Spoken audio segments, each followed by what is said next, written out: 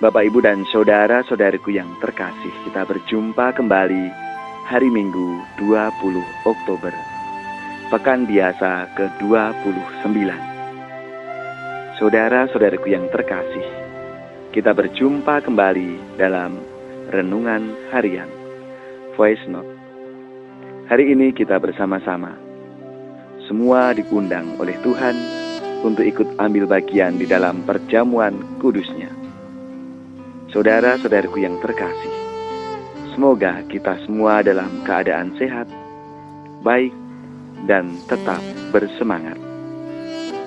Marilah saudara-saudariku yang terkasih, kita mempersiapkan diri kita mengawali perjumpaan kita dengan tanda kemenangan Kristus.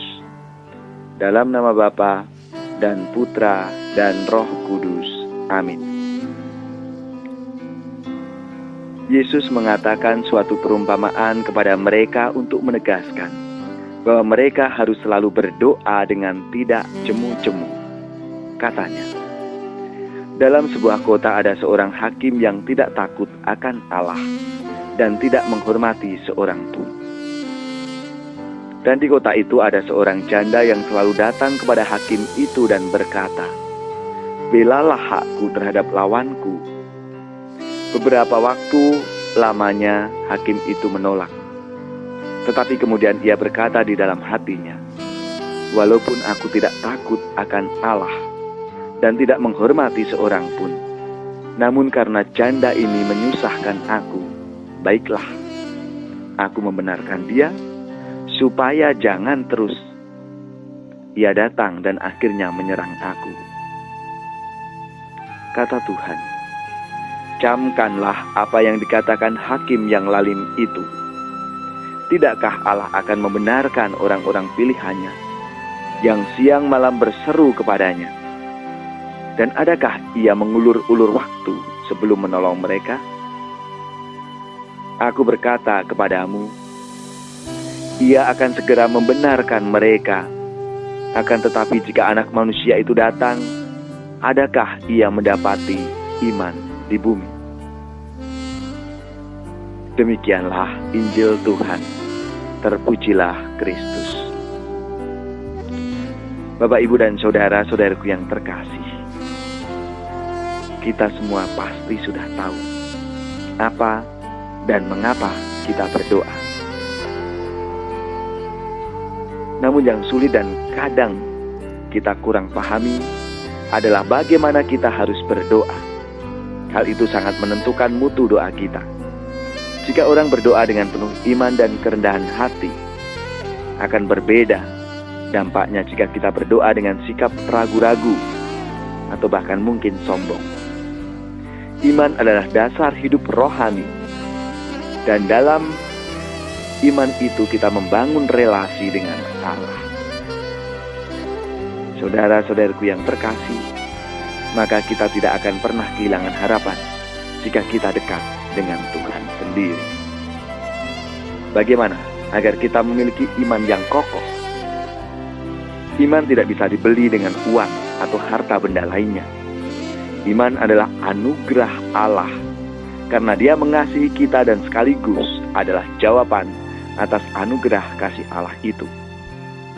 Iman tidak akan tumbuh jika kita tidak menjaga dan merawatnya. Namun sebaliknya, iman akan semakin besar jika kita selalu mengusahakan diri untuk dekat dengannya. Iman menentukan kualitas doa kita. Apabila kita berdoa penuh iman, maka Tuhan akan mengabulkan doa-doa kita. Dengan demikian doa kita pun penuh kuasa. Aku tahu yang lebih kuat daripada Tuhan, orang yang berdoa. Kata Santo Yohanes Maria Vianney, ia membuat Tuhan menyatakan ya ketika ia mengatakan tidak. Saudara-saudariku yang terkasih, marilah kita mewujudkan apa yang menjadi kehendak Tuhan di dalam hidup kita itu. Allah Bapa yang Maha Baik, aku datang kepadamu karena Engkaulah penyelamatku. Dengarkanlah dan kuatkanlah aku. Siapa yang berpegang pada sabda Tuhan dan setia mematuhinya, hidupnya mulia dalam cahaya bakal bersekutu dengan Tuhannya. Percayalah dan pegang sabdanya, hidupmu dalam Yesus sungguh bahagia.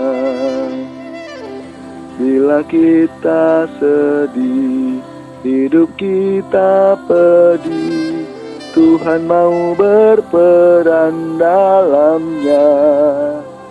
Ia selalu dekat dan menjamin berkat bagi yang berpegang padanya.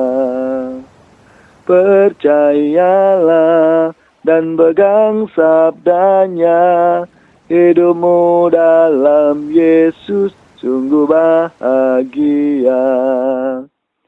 Kasih-Nya yang kekal takkan kita kenal sebelum padanya berserah. Hidup bahagia disediakannya bagi yang berpegang padanya. Percayalah dan pegang sabdanya, hidupmu dalam Yesus sungguh bahagia. Saudara-saudaraku yang terkasih, marilah kita siapkan hati kita untuk menerima berkat Tuhan. Semoga saudara-saudari sekalian, keluarga-keluarga kita, orang-orang yang kita doakan, mereka yang membenci, yang memusuhi kita, seluruh tugas, pekerjaan, usaha, serta pelayanan-pelayanan kita, selalu dibimbing, dilindungi dan diberkati oleh Allah yang Maha Kuasa, Bapa dan Putra dan Roh Kudus. Amin.